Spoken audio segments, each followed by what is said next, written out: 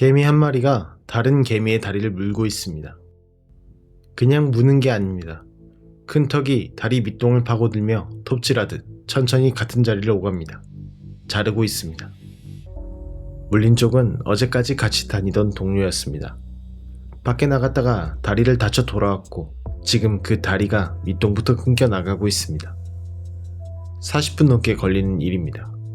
그 긴 시간 동안 잘리는 개미는 어떻게 하고 있을까요? 조용합니다. 달아나려는 몸짓도 뿌리치려는 다리도 보이지 않습니다. 다친 다리를 가만히 내어놓은 채 수술이 끝나기를 기다립니다. 그리고 이 수술을 받은 개미는 삽니다. 며칠 뒤면 다시 제 발로 걸어다닙니다. 여기까지는 어디선가 한 번쯤 보셨을 이야기일 겁니다. 개미도 수술을 한다, 놀랍다 하고 지나가는.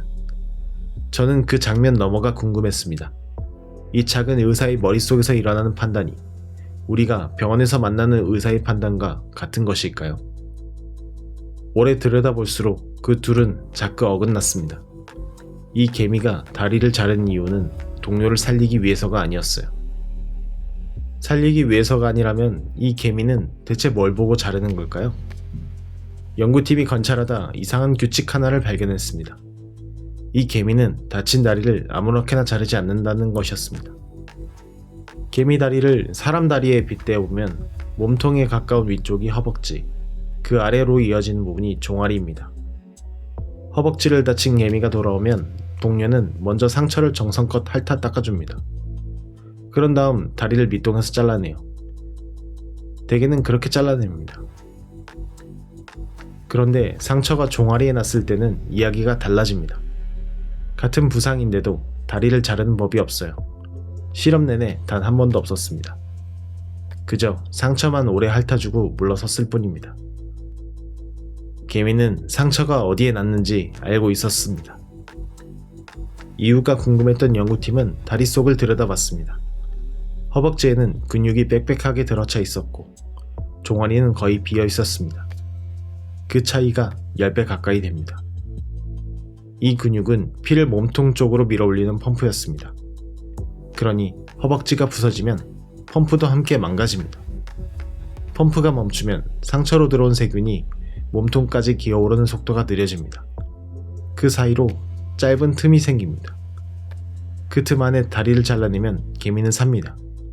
10마리 가운데 9마리가요. 종아리 쪽은 펌프가 멀쩡히 돌아갑니다.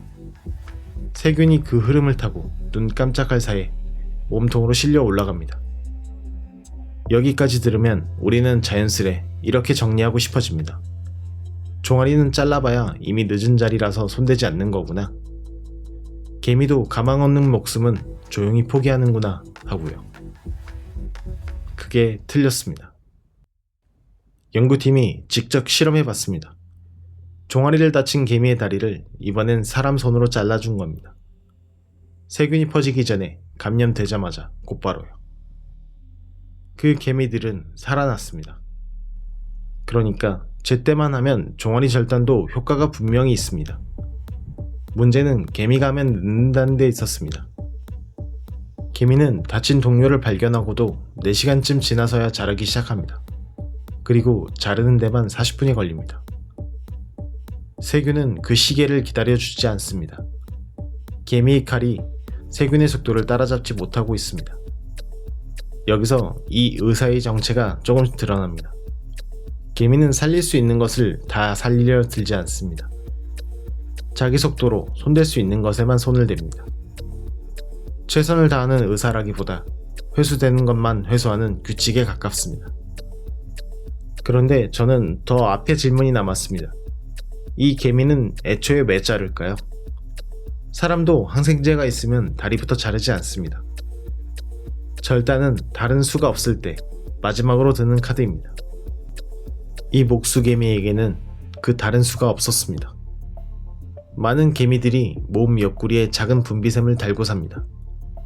거기서 항생 물질을 짜내 자기 몸과 동료를 소독합니다. 그런데 이 목수개미 무리에게는 그 샘이 처음부터 없었습니다. 약을 가진 개미는 어떻게 할까요?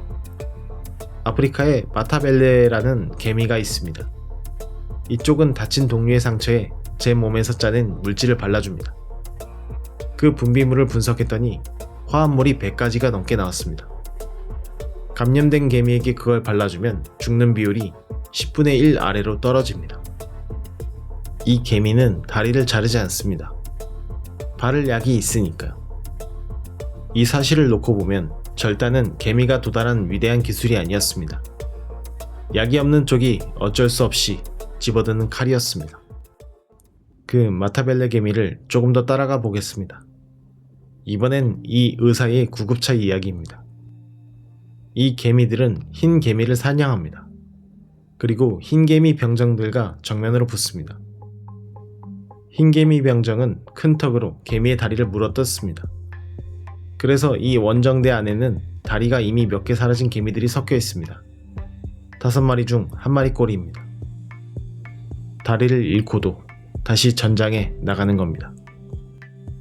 싸움이 끝나면 다친 개미는 몸에서 특정한 냄새를 뿜어냅니다. 그게 신호입니다.